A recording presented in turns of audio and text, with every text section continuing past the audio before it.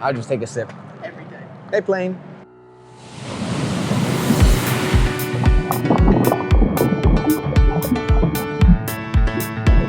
Hey everyone, Ryan Young, KAATARO Jiu-Jitsu. Hope you're doing well.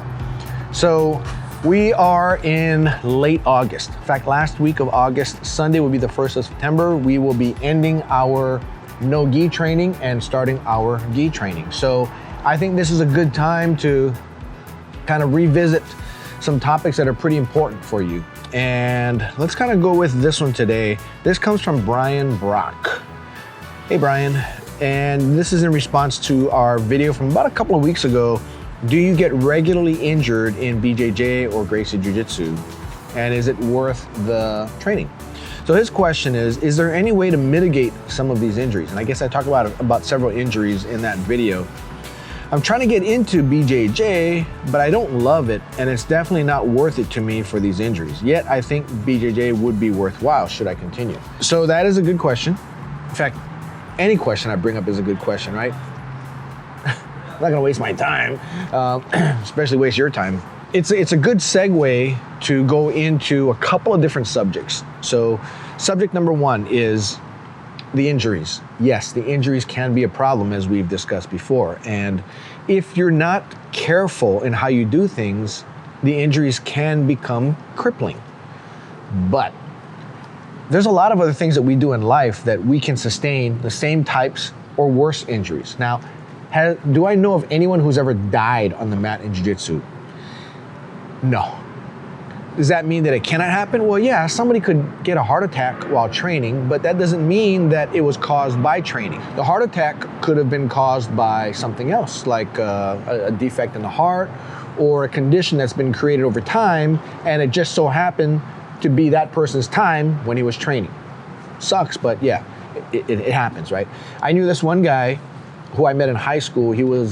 I met him because he went to a rival school. He was a quarterback at that school. Came in for an exchange. They did an exchange, my school to his school, in our, I want to say, junior year, I think. And I remember him in my physics class, and that's how I met him. Well, about a year later, he died of a massive heart attack doing a deadlift in the weight room at his high school. And it turns out he had a defective heart that they didn't know about. It wasn't the weightlifting and the athletics that caused him to die. It was just his time. So let's kind of clear that one out of the way. So if you take that out of the equation in Jiu-Jitsu, Jiu-Jitsu is relatively safe. When I say safe, I mean safe from deathly harm, but not necessarily safe from injuries. Like I mentioned in the other video, soccer, football, baseball. I mean, you can get beamed by a baseball, you can get hurt that way. Lacrosse, well, lacrosse is pretty tough, so is hockey. So yeah, there are a lot of injuries in any sport you do, and Jiu-Jitsu is no different. But because you're doing stuff like locking joints, choking people out, and there's ways that your neck can get cranked, and so you just need to be really careful about that. So if you don't love it, then the only reason why you would want to do it, then like you said, is this, you think it'll be good for you. Okay, so a lot of people will do that. Let's say they train from white to blue and they get to the blue belt and then they're done. Right? I tried it and I got some skills under my belt and they're done. They're satisfied. Those skills will degrade over time unless you keep training with it, but it's okay. You got something that you want to do, and maybe you checked off that one box and you can move on to something else. However, let's say you do want to continue training. You need to take a pragmatic approach to your training. Now, what does pragmatic mean? Basically, it just means sensible. You need to be sensible about it. So if you're in a school where they have top-level fighters, top-level MMA fighters, top-level jiu-jitsu competitors, do you want to train like the way they do? Well, it depends. Are you in that age demographic where your body can do it? Or are you middle-aged, or are you even a senior? If you're in your 30s, you're not going to train in the same way that a 20-something will train for an MMA fight. You have to be sensible. Chances are you might have a job that you have to show up to every day, in addition to doing your training. Whereas sometimes, I've known people when they're in their early 20s, they still live at home. They don't have a job. Their parents pay for their lifestyle, so they get to train and train and train and train. So they can train like madmen. They can train 2, 3, 4 classes in a day. Whereas somebody who has to work for a living, come to one class maybe 3 times a week, and that's all you can do.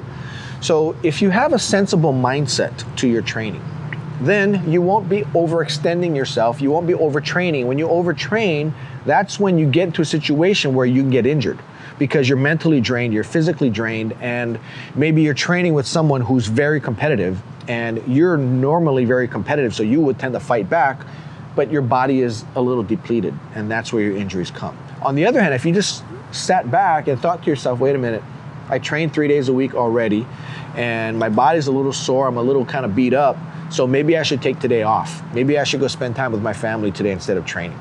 Maybe I should get some work done, or if you're in college, maybe I should read a textbook that I'm due to read instead of going to go train. That way you don't get injured, or you have less of a chance of getting injured. So if you approach your training in a sensible way, don't try to overtrain, don't try to be the top dog all the time if you're not. Don't always try to win, right? Which seems kind of weird, right? You think you kind of want to win, right? Change your goals for the day. So one day your goal could be, I'm going to tap everybody with a choke. Another day, your goal will be, I'm not going to be so aggressive in going for the choke, but what I'll do is I'll just be letting everybody mount me, and I'm going to be working on getting out of mount, right? Another day could be, what are you good at? Let's say you're really good at escaping or passing someone's guard, right? That's just easy for you.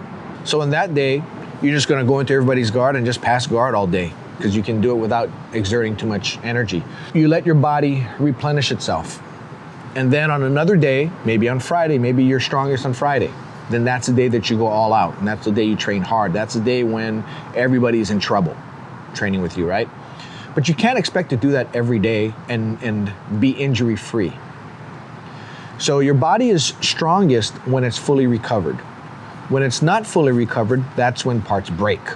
So you need to make sure you keep your body up, make sure you nourish your body correctly, make sure you get enough rest, right? And if you find that you're in a period, maybe work is especially demanding in this week and you're not getting the 8 hours of sleep that you normally would need, you're only getting 4 hours of sleep, then maybe those days when you go into train, do your routine, but today would just be the day that you go light. Don't fight hard, and if somebody gets you in something, just tap quickly. And they're gonna go, why'd you tap so quickly? Just say, oh no, you got me, right? Because today is your rest day. Just like how you have one day where it'll be you're the hammer day, another day you let yourself be the nail. But you're not gonna let yourself get beat up. You'll let everybody win on you, you'll just work on little stuff here and there, and just try to survive. You can make one day just be, I'm not gonna use my hands. I'm gonna do everything without my hands today. Or another day I'm gonna play left-handed. Another day I'm gonna play right-handed. And if you approach your jiu-jitsu in those ways, a couple of benefits will happen. You will be more rounded in your game. You will have more facets to your game. You won't just be one-dimensional. At the same time, your body will be allowed to recuperate. Another thing too, like I mentioned earlier, a lot of times people think to themselves they want to stack working out really hard in the gym with their jiu-jitsu. Or they may do jiu-jitsu, Muay Thai, and working out. And on the other hand, they may do running as well.